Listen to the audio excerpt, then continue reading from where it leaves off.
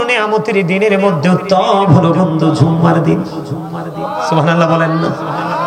প্রাণের নবীকে যদি ভালোবাসিয়া বন্ধু জুম্মার দিনে 80 বার যদি দরুদ পড়তে পারো গো, আমার নবী জানিয়ে দিয়েছে, ওরে আমার পাগল উম্মত খবর শুনে রাখো রে, জুম্মার দিনে 80 বার যদি নবীকে ভালোবেসে 80 বার দরুদ পড়তে পারো রে, আমার আল্লাহ খুশি হইয়া তোমার 80 বছরের সগীরা গুনাহ মাফ করে দিবে। আর জোরে সুবহানাল্লাহ। তাহলে দরুদের দরকার আছে না নাই? শুধু এটা নয়, নবী বলেছেন পৃথিবীর বুকে তুমি যত বেশি দরুদ পড়বা গো, কাল হাসরের ময়দানে প্রাণের নবীকে তত বেশি তোমার কাছে পাওয়া। নবীর ভালোবাসলে লাভ না লস? এখন আমাদের দেশে অনেক কমার্শিয়াল বক্তা বের হয়, অনেক কমার্শিয়াল ডিজিটাল পীর সাহেব বের হয়, আমার নবীর ডক্টরেট করে আসে, কিন্তু আমার নবীর শান আজমত বুঝে না। কথা কয় না কেন? নবীর শান যদি কেউ না বুঝে, নবীর মর্যাদা যদি কেউ না বুঝে, নবীকে কদর করতে হবে কেমন ভাবে সেটা যদি না বুঝে, নবী একজন আল্লাহর প্রিয় হাবিব ইমামুল মুরসালিন নবীদের নবী, ওই নবীকে কেমন ভাবে অনার করতে হবে সেটা যদি কেউ না জানে, তাহলে আমি মনে করি সে আলেমই না।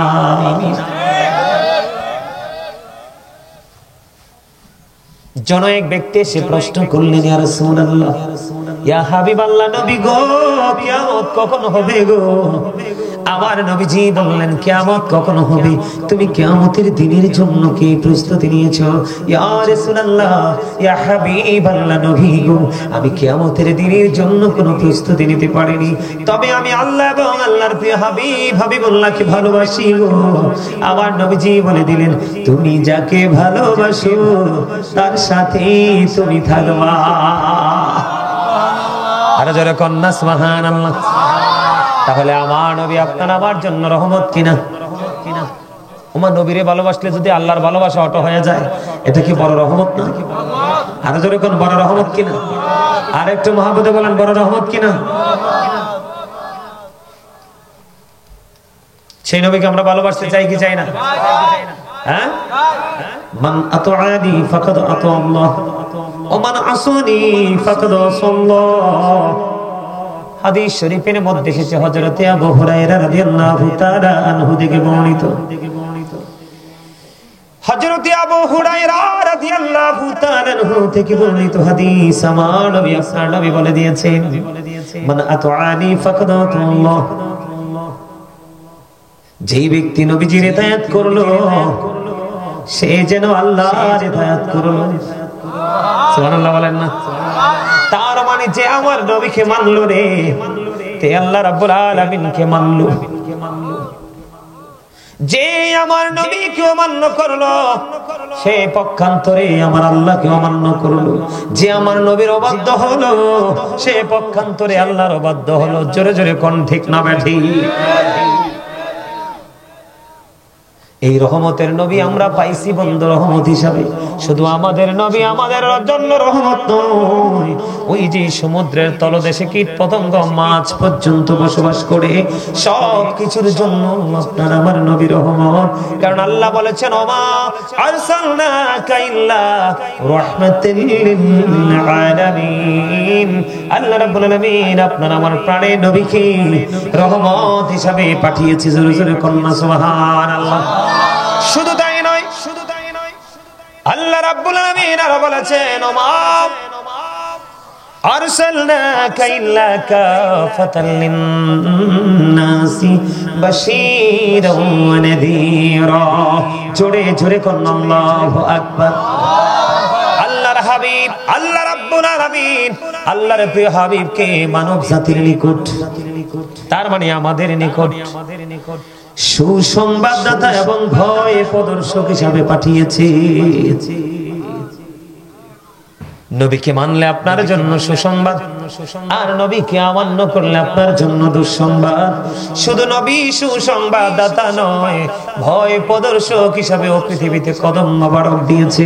জোরে জোরে আল্লাহু আকবার। নবীকে বন্ধু মানার মতো মানতে হবে।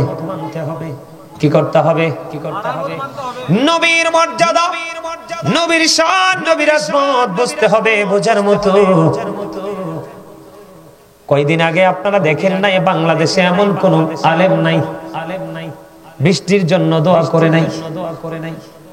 কথা কন না কেন? দোয়া করছে কিনা? কিন্তু বৃষ্টি কি আইসিনি? বৃষ্টি আসেনি, বৃষ্টি আসেনি। তাতে বোঝা যায় আমাদের কাজে রহমত ওই পরিমাণে নাই। কথা কন না কেন? বলে হুজুর এখানে আসলেন কেন? মক্কায় বন্ধু দুর্ভিক্ষ শুরু হলো। মক্কায় যখন বন্ধু দুর্ভিক্ষ শুরু হয়ে গেল, বন্ধু অনাবৃষ্টির কারণে সব কিছু মৃত্যু সজ্জায় চলে গেল। রাসূলের চাচা আবু তালেবকে ডাকা হলো। কোথায় গো আবু তালেব? কোথায় গো আপনি আবু তালেব? কোথায়?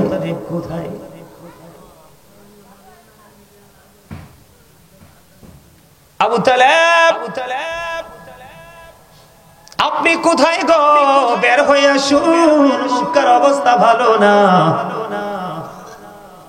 আমাদের অবস্থাটা বোঝাচ্ছে, আমাদের অবস্থাটা, মক্কার অবস্থা ভালো না রে। এবার কি করলেন বন্ধু? তখন আপনার আমার প্রাণের নবী, ছোট্ট নবী, রাসূলের চাচা আবু তালেব কি করলেন? মনে হলো যেন কালো ঘন গোটা থেকে সূর্য বের হয়ে আসছে। সেটা কে গো? সেটা হলো আপনার আমার প্রাণের নবী। মক্কার গাছপালা, তরুলতা, পশু পাখি সব বন্ধে করুণ অবস্থার মুখোমুখি শুরু হলো। শুধু বৃষ্টি, অনাবৃষ্টির কারণে বৃষ্টি হয় না। তৎকালীন সময়ের কথা বলছি বন্ধু। এবার কি করলেন? আপনার আমার প্রাণের নবীকে নিয়ে চলে গেলেন রাসূলের চাচা আবু তালেব ওই খানায় কাবার কাছে। খানায় কাবার কাছে যাইতে দেরি রে ও বন্ধু, খানায় কাবার কাছে যাইতে দেরি। খানায় কাবার দেয়ালের সাথে প্রাণের নবীর নুরানি, নবীর নূর, নবী নূর আলা নূর, নবীজির পবিত্র পেট মোবারক লাগাইয়া আকাশের দিকে বন্ধু তাকায় একটা ইশারা করলেন। ইশারা দিতে দেরি রে, আকাশে কালো মেঘ জমতে দেরি হলো না। আর মেঘ জমতে দেরি, বৃষ্টি নামতে শুরু হলো না। আর ওই বৃষ্টি থেকে প্রবল বেগে পানির ফোয়ারা নামতে শুরু করলো, ঝরে ঝরে। সুবহানাল্লাহ। সেই নবীটা কার? আপনি বুকে হাত দিয়ে বলেন, সেই নবীটা কার? আমার নবী, রহমাতাল লিল আলামিন নবী গো। আমি সেই নবীর উম্মত হওয়ার পরে আমার ঘরে মেয়ে উপযুক্ত বিয়ে দিতে পারি না। আল্লাহকে ডাকি, আল্লাহ ডাক শোনে না। আমার ঘরে উপযুক্ত ছেলেরা বসে আছে গ্রাজুয়েশন করে। আমি ছেলেকে চাকরি দিতে পারি না, চাকরির জন্য বিয়েও দিতে পারি না। কত ডাকা ডাকি রে, আমার আল্লাহকে, আমার আল্লাহ ডাক তো শোনে না। ঘরে ঘরে মানুষগুলো অসুস্থ বন্ধু। কত ডাকা ডাকি, কত ওষুধ খাই, অসুস্থতা ভালো হয় না। এটার কারণ হলো ও বন্ধু, আপনার আমার প্রাণের নবীকে আল্লাহ রাব্বুল আলামিন যেমন নিয়ামত হিসেবে পাঠিয়েছে রে, আপনি আমি তেমন নিয়ামত হিসেবে গ্রহণ করতে পারি নাই। বিপদে পড়লে ডাকি, বিপদ শেষ হইলে আবার ভুলে যাই। কথা বলেন না কেন? আমার কাছে লজ্জা লাগতেছে আপনাদের অবস্থা দেখে। কোথায় মানুষগুলোর মানসিকতা? গানের আসর হলে মানুষের উপচে পড়া ভিড়। বিতর্কিত কোন বক্তা যদি আসে বন্ধু, মানুষের উপচে পড়া ভিড়। কোন গানের আসর হলে বন্ধু, মানুষের উপচে পড়া ভিড়। এগুলো থেকে আমরা কি নিতে পারি বলেন? আপনারা আমার দিকে তাকান, আমি এক্সাম্পল দিচ্ছি বন্ধু। বিভিন্ন দিক থেকে আজকে আপনাদেরকে एग्जांपल দিতে হবে। একটা বিষয়ের উপর আমি আজকে আলোচনা করতে পারবো না, কারণ আপনারা এত বেশি দুর্বল। আমার এই মাহফিলটা 13তম চলতেছে, আর 12টি বছর আপনারা এই মাহফিল করেছেন। এই মাহফিল থেকে আপনারা আপনাদের সমাজকে ভালো কোনো মেসেজ দিতে পারেননি। এক যোগ পার হওয়ার পরে আজকে প্রথম বছর, এক যোগ পার হওয়ার পরে আজকে প্রথম 13তম মাহফিল। ওই মাহফিলের প্রতিক্রিয়ায় আমি কিছুই দেখতে পাই না। আপনাদের সমাজ অহংকারী, আপনাদের জাতি বন্ধু গুমরাহ। আমি বলে গেলাম এমন ভাবে যদি চলতে থাকে রে, রহমত থেকে পুরোপুরি বন্ধু বঞ্চিত হয়ে যাবে। আরে ভাই, মুসলমানের বাড়িতে আমি এখনো কোনো গাধা পালতে দেখিনি। আপনারা আমার দিকে তাকান। লজ্জা মানুষের চোখে থাকে। দাদা ভাই কি বলেন? লজ্জা মানুষের চোখে থাকে। ন্যূনতম লজ্জা যদি থাকতো, একজন আমার এখানে অতিথি আসবে, ফেনী দরবার শরীফ থেকে আজকে পীর সাহেব আসবে, গাজী সুলাইমান কুমিল্লা থেকে আসবে। আরে তাদেরকে দেখার জন্য হলে একটু আত্মসম্মানের দিকে তাকাইয়া বসি। না না না, মানুষের সেই আত্মসম্মান বোধ কোথায় চলে গেল? চলে যাওয়ার কারণ হলো আমরা আজকে নবীর আদর্শ ধারণ এবং লালন করছি না।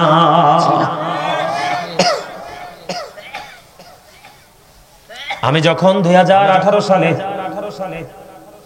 দার্জিলিং, শিলিগুড়ি ছাড়া ওই অঞ্চলটা ছাড়া পুরো ভারতবর্ষ সফর করেছিলাম, যখন খাজা গরিবে নওয়াজের পবিত্র মাজার শরীফ যখন জিয়ারত করার জন্য যখন গিয়েছিলাম, মাজার শরীফের গেটের মধ্যে দেখলাম অনেক গাধা। আমি দেখতে পাইলাম গাধার পিঠে বন্ধু অনেক বোঝাই করা মাল তুলে দিচ্ছে। দৌড়ে চলে যাচ্ছে সরল মনা গাধা, অজানা গন্তব্যের দিকে চলে যাচ্ছে, জানে না তার ঠিকানা কোথায়। মালিক যেখানে নিয়ে যায় সেখানে নিয়ে যাবে। কিন্তু আমি এখনো পর্যন্ত বাংলাদেশের জমিনে এখনো পর্যন্ত আমি কোনো গাধা দেখতে পাইনি। মানুষ লালন পালন করে, কারণ মুসলমানের জীবনে গুরুত্বপূর্ণ কোনো ভূমিকা রাখে না। গাধা একটা অবলা প্রাণী। বলে হুজুর গাধার কাছে কেন আসলেন? আরে গাধার সিনায় নবীর প্রতি যেই প্রেম, আমরা আহলে সুন্নাত ওয়াল জামাত দাবি করি, সুন্নিয়তের কিছুই আমাদের কলিজায় নাই। একটা অবলা প্রাণী, সরল মনা প্রাণী, একটা গাধার প্রেম এই যুগে বন্ধু ডক্টরেট করা মৌলবীদের অন্তরে নাই, কসবা শিকারপুরবাসীর মনে নাই রে। আমার নবী যখন চলে গেল বন্ধু, আমার নবী যখন চলে গেল,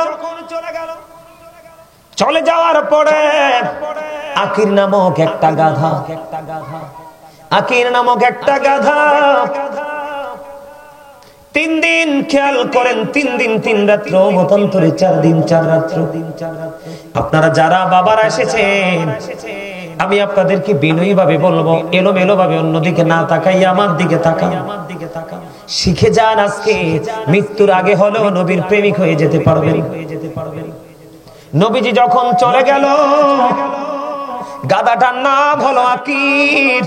আকির নামক গাধা নবীর বিরহ সইতে পারে না। 3 দিন 3 রাত্র পার হয়ে গেল, মতান্তরে 4 দিন 4 রাত্র পার হয়ে গেল। কোথায় গেল গো প্রাণের নবী? নবীজি যখন পৃথিবী থেকে চলে গেল, ওই আকির নামক গাধা শুধু কান্দে, শুধু কান্দে রে। কোথায় গেল রে আমার প্রাণের নবী? কোথায় চলে গেল? আর কি জীবনে কোনো দিন আমার এই চর্মচক্ষু দ্বারা আমার প্রাণের নবীকে আর কি কোনো দিন আমি দেখতে পাবো না? আকির নামক গাধা শুধু কান্দে। 3 দিন 3 রাত্র পার হয়ে গেল রে, মতান্তরে 4 দিন 4 রাত্র পার হয়ে গেল। ওই আকির নামক গাধাটা কোনো খাবার কোনো পানি স্পর্শ করে না।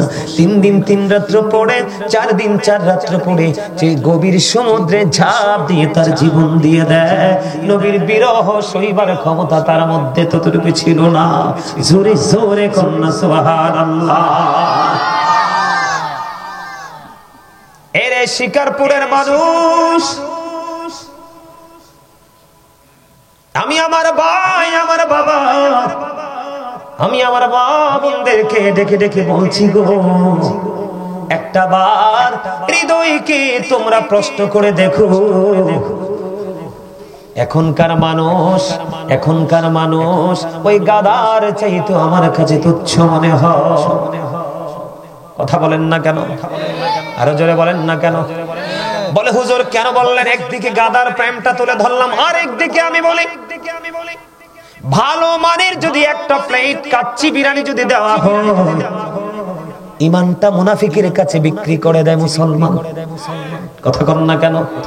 ভালো মানের যদি একটা প্লেট কাচ্চি দেওয়া হয়, ওই মুনাফিকের কাছে, নবীর দুশমনের কাছে ইমানটা তাৎক্ষণিকভাবে বিক্রি করে দেয়। ঠিক না ঠিক? আছে না নাই আমাদের মাঝে? এই কারণে মুসলমানের দাড়ি আছে, টুপি আছে, পাগড়ি আছে, আদতে ভিতরে কিছুই নাই। আপনারা সবাই জানেন বন্ধু, আমি নবীকে কেমন করে ভালোবাসতে হয় শিখেন। আপনারা সবাই জানেন হিজরতের রাত্রিতে আমার নবীর সঙ্গী ছিল হযরত আবু বকর। আমার নবী যখন রওনা দিলেন মক্কা থেকে, হিজরতের উদ্দেশ্যে যখন রওনা দিল, আমার নবী উত্তপ্ত বালুকণা মরুভূমি দিয়ে হাঁটতে হাঁটতে হাঁটতে হাঁটতে বন্ধু, আমার পবিত্র নবীজির পবিত্র পা মুবারকে বন্ধু ফসকা পড়ে গেছে। এবার আবু বকর একটা ডাক দিয়ে বলি, নবী, নবী গো, কাল হাসরের ময়দানে, কাল কিয়ামতের দিন আল্লাহ রাব্বুল আলামিন যদি আমাকে প্রশ্ন করে, রে আবু বকর, তুমি তো আমার হাবিবের সঙ্গে ছিলে রে, আমার হাবিব হাঁটতে হাঁটতে হাঁটতে হাঁটতে পায়ের মধ্যে ফসকা পড়ে গেছে, তুমি কি আমার হাবিবকে সাহায্য করতে পারোনি? এই কথা যদি আবার আল্লাহ আমাকে বলে গো, আমি সেদিন আল্লাহর কাছে কি জবাব দিব গো নবী? ইয়া রাসূলুল্লাহ, ইয়া হাবিবাল্লাহ, নবী গো, ওগো প্রাণের নবী, আপনি আমার কাঁধে চড়েন, আমি আপনাকে কাঁধে করে নিয়ে যাব।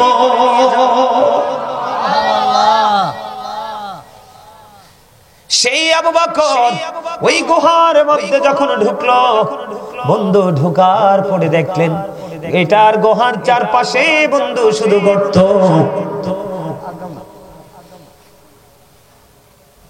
গুহার চারপাশে বন্ধু শুধু গর্ত। আমার দিকে তাকান, প্রেম কেমন করে করতে হয়। আসেন সবাই সামনে আসেন, সবাই আসেন, আসেন আসেন আসেন। মানুষের উপরে আল্লাহ রহমত দিছে, একজন একজন করে আসতেছে। আসেন, আল্লাহ শিকারপুর হাজীবাড়ির মানুষের উপরে তুমি সব রহমত ঢাইলা দাও। এটি পাথরের মতো শক্ত, মূর্তির মতো সোজা।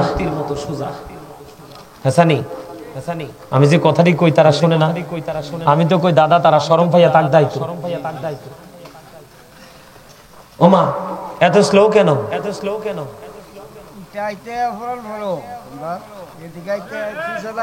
আসেন না, এই জায়গাটা গ্যাপ কেন? আসেন সবাই, আসেন সামনে চলে আসেন, আসেন সবাই, আসেন, আসবে আসবে সবাই আসবে, আসেন সবাই আসেন। ইয়া রাসূলুল্লাহ, জিকির দ্রুত করো, জিকির লা ইয়া রাসূলুল্লাহ, তাই আমার মতের নিদান কারে আসিও নবী গো, আমার শিয়রে দেখিব আপনাকে আপন নজরে। ইয়া রাসূলুল্লাহ, ইয়া হাবিবাল্লাহ, ইয়া রাসূলুল্লাহ, আসসালাতু ওয়াসসালামু আলাইকা ইয়া রাসূলুল্লাহ। মারহাবা।